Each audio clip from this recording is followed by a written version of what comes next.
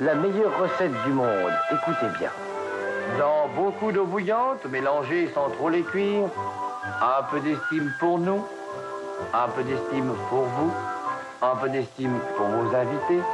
Dans la famille de Nicolas, certaines vieilles pubs sont de véritables albums de souvenirs. Madame est servie.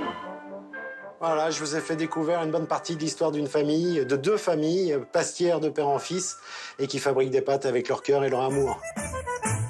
Nicolas a de la farine de blé dur qui coule dans ses veines. Dès sa naissance, les fées de la pasta se sont penchées sur son berceau.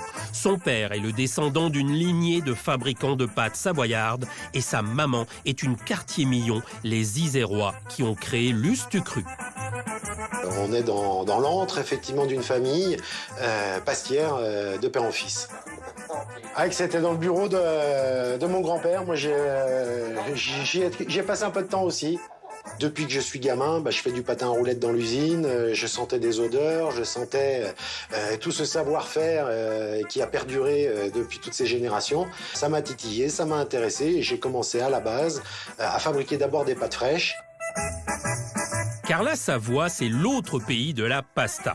Nous sommes à la Ravoire, dans la banlieue de Chambéry, à seulement 100 km de la frontière italienne. Ici, c'est le royaume de Nicolas, maître pastier. Et entre ses mains, les coquillettes, les farfales, les spaghettis et autres tagliatelles deviennent des œuvres d'art modernes. Ça, le format des cornettes, c'est un des formats les plus compliqués à maîtriser, puisque le produit doit tourner, faire des rayures et gérer un feston qui vient sur toute la partie extérieure jusqu'à la fermeture du format. Les répartitions d'héritage, les rachats et les aléas de la vie avaient fini par éloigner Nicolas de ses machines à pâtes. L'hiver et ses croziflettes, l'été et ses spaghettis aux légumes ne pouvaient se passer de lui. Il a recréé cette petite structure.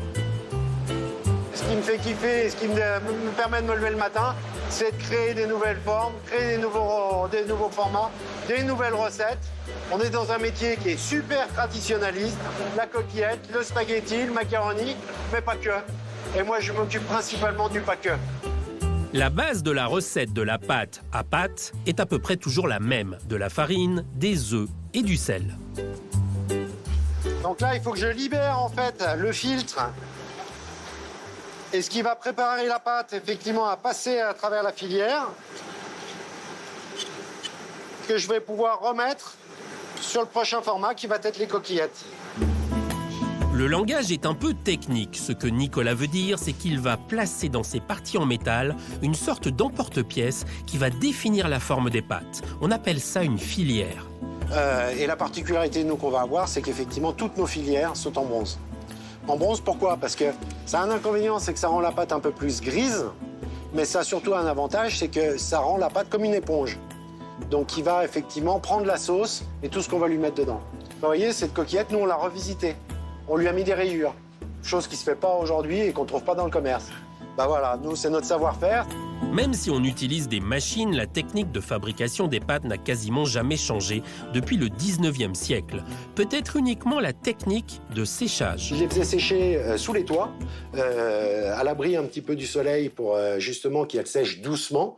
Et ça faisait un produit de garde qui permettait d'avoir quelque chose de consistant pour l'hiver.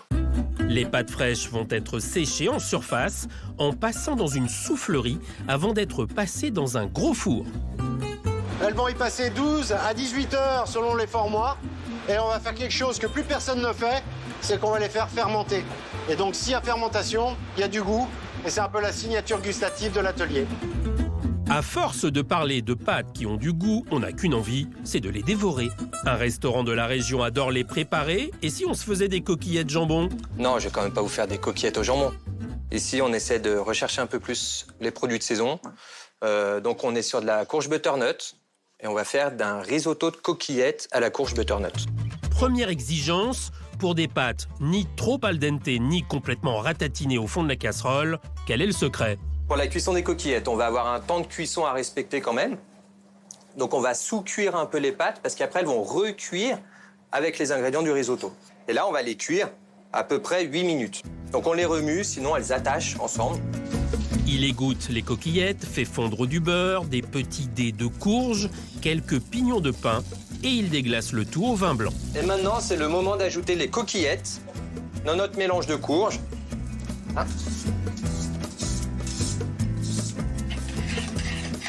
Et là, on vient enrober les coquillettes avec notre petit mélange de courge et pignons de pain. Une fois que les pâtes sont enrobées, on va pouvoir ajouter le parmesan. C'est le parmesan qui va amener le côté crémeux. Sel, poivre et ça part en salle. Alors, est-ce que ces coquillettes des Alpes en risotto vont conquérir Fred, le patron du restaurant? Il a l'art de me faire aimer des choses que je n'aimais pas forcément. Et là, c'est vraiment excellent. C'est désormais officiel, la Savoie, c'est l'autre pays des pâtes.